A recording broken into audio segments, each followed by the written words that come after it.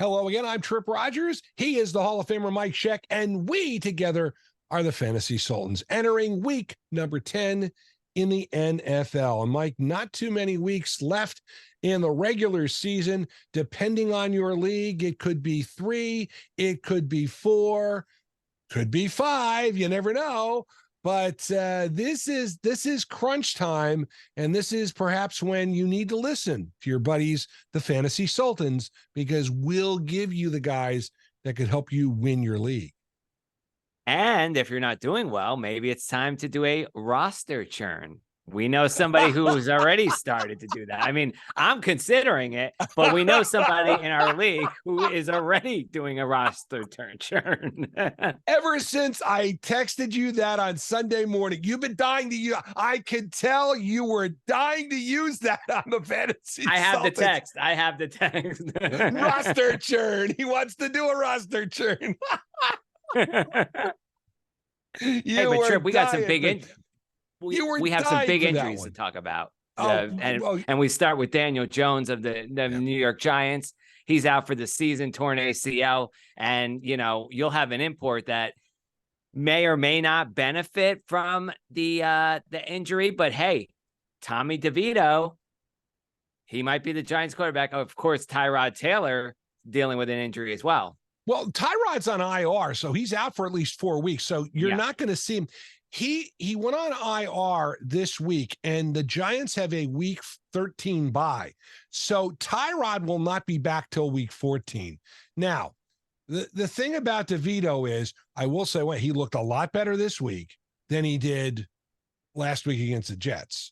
Now, he threw 2 interceptions in his first couple of passes. I mean, you know, you can't sit there. You got to take your small victories here. But I mean, that's a crushing move for the Giants. And the Giants have had a season of these kind of things happening to them. And, you know, you talk about injuries. I mean, quarterback injuries, you know, Carson Wentz is back. Not fantasy relevant, mind you, but he's back. And it's funny because the Rams are one of the teams that are off this week, are on a bye. And so they decided to clean house, get rid of their quarterbacks, except for Matt Stafford, of course. And they signed Carson Wentz as a backup. I mean, I think it makes sense because if Wentz has to come, I don't think Wentz is as bad as he was last year in Washington, but I think he's still serviceable.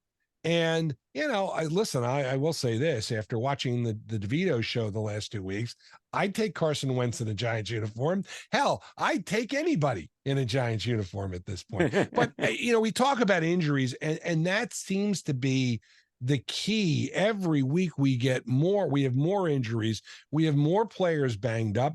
But the good news is we're starting to get some of these fantasy studs back. Yes. One of them, David Montgomery, is going to be coming back as the Lions were off last week. They come back from the bye, and Montgomery is supposed to going to be able to play with his rib injury. They had said he would probably be out till after the bye, so that kind of worked out really well. I mean, the bye comes at an excellent time for the Philadelphia Eagles because first off, Dallas Goedert is injured and probably out and headed to the IR. But also, Jalen Hurts injured at the end of that Dallas game, and it hurts his knee, bother him. I mean, the bye could not come at a better time for the Philadelphia Eagles. And some players to keep an eye on. Justin Jefferson, he's not quite there yet. Adam Schefter reporting that, you know, it's looking better and better. He may not start this week, but the week 11, he could definitely be back in the lineup. Of course, Deebo Samuel returning from an injury for the 49ers. That may help you out too. And Drake London is a player who could be coming back too. So, I mean, you mentioned it. Studs that everybody can depend upon were injured, could use them back in your lineup. And also, you look at some of the other teams that have been benefited by players coming back, giving them some depth. But, you know, you talk about another injury, by the way, that we forgot to mention. You mentioned Minnesota. I mean, let's face it, they lucked out. Josh Dobbs, how many times is he going to pull that rabbit out of his hat? He went to Arizona and had them playing really well after being traded 10 days before the start of the regular season. He gets traded to Minnesota and gets thrust in the game. He doesn't know who half the guys are. He's throwing to guys he doesn't even know their first names.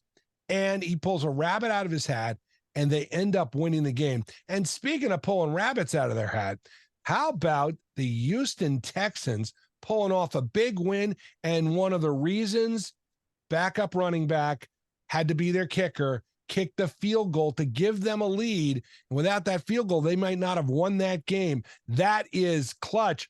But again, kickers, another issue. You got to make sure you get some kickers and replacement kickers. And I've seen, a little birdie told me that Mike Scheck is going to guide you in the direction of kickers. Yes. A little birdie told me this.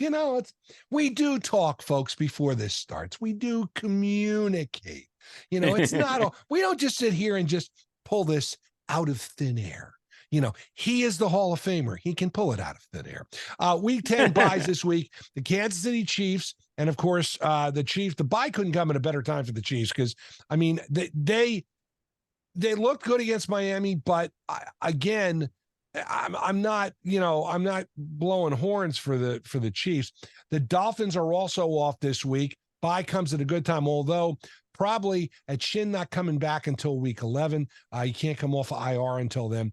The LA Rams, we just mentioned them, and the Philadelphia Eagles. Those are the 4 teams that are on bye in week 10. We start off with our import-exports. How about I go first this week? And I'm going to give you a tight end. The New England Patriots, Hunter Henry. You know something?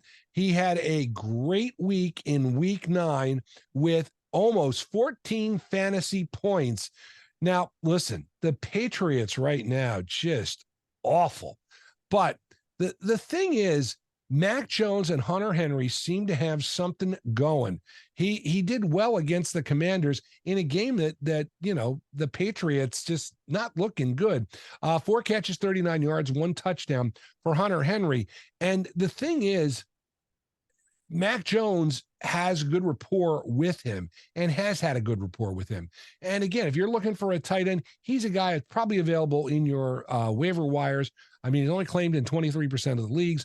I think somebody you need if you're looking for a tight end. And again, tight end is one of those positions. If you get someone who can really score some points and they're not named Travis Kelce, you're very, very lucky. Mm-hmm. Wide receiver, Wan'Dale Robinson for the New York Giants.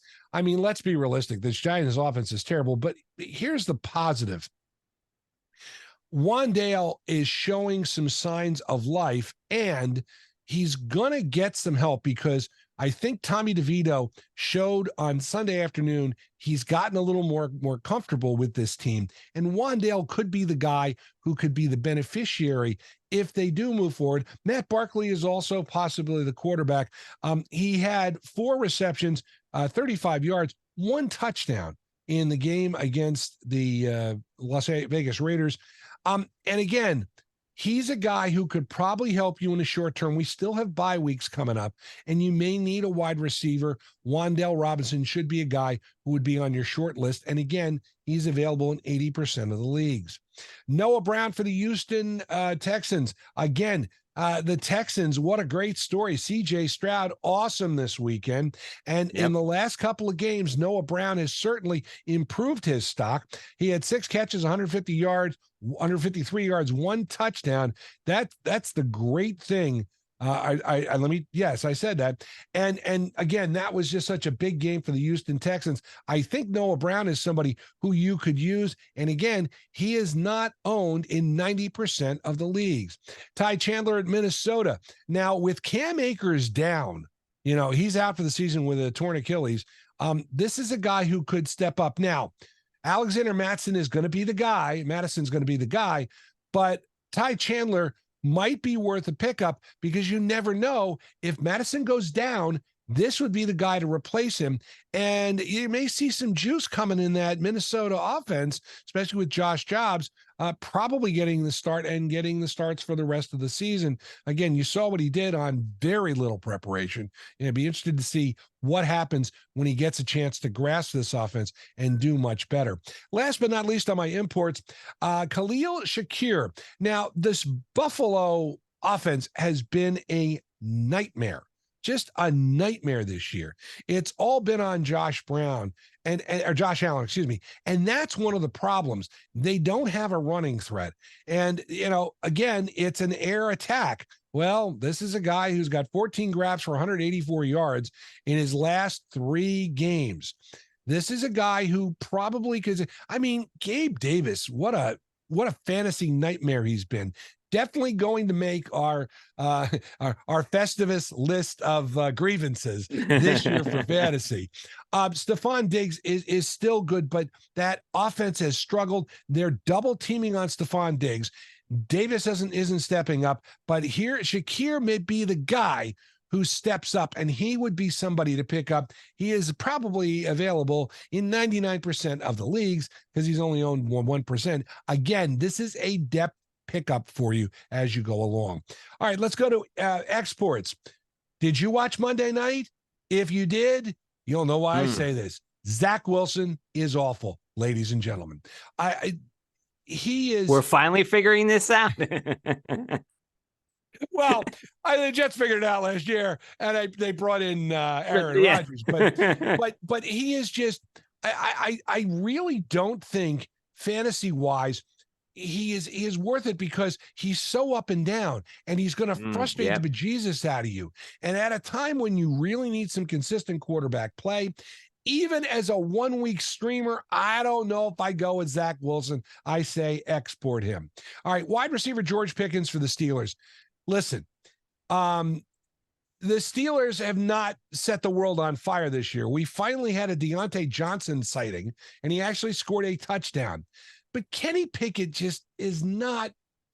I mean, he's not another quarterback that's not exactly filling me with confidence. And George Pickens, I just think, is a guy you have players who are not good, are eye guys and not team guys.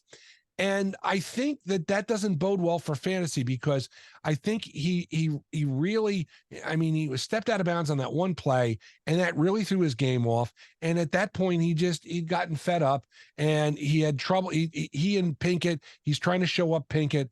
I just think at this point, export George Pickens, because I don't think he's going to help you. And I got a funny feeling it's going to go the wrong way for Pittsburgh. But Najee Harris picks things up too. That'll make life a little easier for Deontay Johnson. And last but not least, Dallas Goedert for the Eagles. We mentioned the fact he's probably going to have to go on IR. And one of the reasons I'm exporting him is because he probably, if he goes on IR, he is not going to be back until week 13 or week 14. And that'll be in the midst of your playoffs. And I think by that time you might have a better player. And the other part of it is that while he's important to the Eagles, I think he's a better blocker.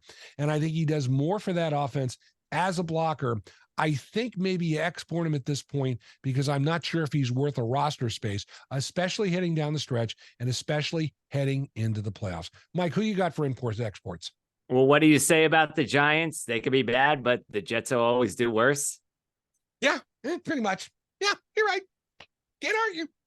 All right, we'll start with my imports, and I'm going to go with Baltimore running back Peyton Mitchell. Now, may have not known him last Sunday, and that's okay because prior to that, he didn't do much. But on Sunday, he had 9 carries for 138 yards and a score as the Ravens just thumped the Seahawks 37-3. In fact, Mitchell turning heads, of course. Baltimore, they have to go with this guy. I'm not saying he's going to be the starter, but he will most certainly have the opportunity to become the lightning to Gus Edwards' thunder. So he's a player that you want to pick up. All right, moving along. I mentioned that lottery ticket last week in Zach Charbonnet. Well, this week I'm opening up a fortune cookie, and I'm going to give you a player that has a lot of opportunity, and that is Quentin Johnson from the Los Angeles Chargers. Now, he's a player that I think a lot of people had high hopes on him after the NFL draft. people were circling his name on rosters for fantasy as a possible sleeper. Well, so far, we got the sleeper part right. He's been sleeping. He hasn't done anything. But he is a person who has the opportunity now with you've got Josh Palmer on IR. He can see a little bit more looks. A mere 50 yards last week, but definitely he's a guy who could pick up the slack for the Chargers. And I think, he definitely has a great opportunity. And oh, by the way, Confucius say pick him up. All right, we're going to move along here. And I'm also going to tell you about 2 tight ends that you want to grab. You mentioned Dallas Goedert, probably going to IR for 4 weeks. He won't be back till week 14. Well, with that case, you're going to need 2 tight ends. Well, you could choose one of them. How about Jonnu Smith or Cade Otton in Tampa Bay? Jonnu Smith of Atlanta, of course, Cade Otton for the Buccaneers. Now, Arthur Smith, he may not use players to the fullest. Bijan Robinson, a perfect example. Kyle Pitts being another perfect example. But he got his money's worth last week from Jonnu Smith, who did quite well. He saw the end zone and, of course, getting the job done for 60 yards. Hey, tight ends can get the job done, and that is Jonnu Smith. The second tight end, Cade Otton in Tampa Bay. Now, barring injury, it's gonna be a little bit difficult to find a solid tight end on the waiver wire. But you know what? You always find a diamond in the rough once in a while, and there's exceptions to the rule. How about Cade Otton? Pick him up. 9 targets, 6 receptions from that, 70 yards and 2 touchdowns. Now, if my math is correct, which I know it is, that equals 25 PPR fantasy points. And folks, where I come from, that's a player that you want on your team. You cannot afford to pass him up on waivers. Grab him. It is a big priority. And just because every point matters, I'm going to toss the ball to kickers, and I'm going to kick away or punt away my other fantasy options and go with the kickers. And a few to eye here. How about Jason Myers of Seattle? Now, surprisingly, and I'm surprised here too with this one, he's 45% available in leagues. So if you could pick him up, do it and do it now. He plays Washington this week. He's a kicker that may help you down the line. How about San Francisco's Jake Moody? Tripp, you and I talked about this off the air. You kind of disagree with me on this one, but some people dropped him because of his missed field goals a couple weeks back. The 49ers. But his bye was last week too. His bye was one of the reasons why I think people dropped him. And again, I think people who hung on to him are going to be okay. But that's why I disagree. He's a good kicker. He's with San Francisco. Come on. Yeah, San Francisco is struggling on offense with Brock Purdy right now. So the kicks will definitely help him out. They can't get the job done in the red zone. So he's got some opportunities. And then, of course, you've got Daniel Carson for the Las Vegas Raiders. Of course, he made 9 of his last 10 field goals in the last 3 games, 3 for 3 last week, with his longest coming against the Giants since week number 2. And yeah, he has a 93% rate in attempts over the last 3 seasons. So he's a guy that you might want to grab too. So all 3 kickers available in a lot of leagues. You may want to pick one of them up. Could be fitting for your team. And, we mentioned the teams that are on bye this week. And if you look at those teams, I mean, Jake Elliott is the kicker for the Eagles, and he's one. The kicker for the Dolphins and the Chiefs, Harrison Butker, all off. You're going to need someone to kick because it's never a good idea. I mean, you sit there and you say, do I really need, I like my defense. I don't want to get rid of my defense. Do I need a defense? Nah, I'll play without him. Listen, folks, games can come down to 1-2 points, and that 1 or 2 points that you give up because you don't bother to replace a defense or to replace a kicker could be huge down the stretch. And that could be the difference between a good playoff seeding position and being out of the playoffs. And it's funny because one of the discussions in the fantasy league and the Sultans fantasy league we're in, we got a team in first place, 8-1, second place, 7-2. We got 4 teams at 5-4, and they're all tied for third. And again, there are 6 teams that make the playoffs. One of those 5 and 4 teams going out the door. And then, of course, behind that, you have 4 and 5 teams. The Legion of Boom 2. My daughter's changed her team name. I wonder why. Well, she went to Seattle. She saw the team a couple weeks ago. That's why. But having said that, this is when we talk about crunch time. And this is really important. And it's more important, especially down the stretch. You've got to start working a week ahead. You don't want to go into a week and have to make one or two waiver wire claims, because the problem is you may not get both of them, and you're going to have to then scramble to get another replacement. And the other thing, and Mike, you said this a couple weeks ago, and well, that's why you're the Hall of Famer and I'm not. We're the Sultans, they're not either. But you made a point, make 2 claims with the same player, because let's face it, if you get your first choice, the other claim is going to be thrown out. That's not a bad way to play it, especially if you're looking for a defense, you're looking for a kicker, because they are going to be in high demand. I mean, let's be realistic. We're all creatures of habit. We go on whatever, look at players, look at the top ones. Okay, let's go for him. Let's go for him. But not everybody's going to get him. And that's why you've got to be proactive. The thing about it is, even if you miss on those 2, if both those claims are thrown out because you're not high enough on the waiver wire, chances are at that point you could then grab a kicker and get him pretty much automatically, because you would be the next highest person on most teams. Most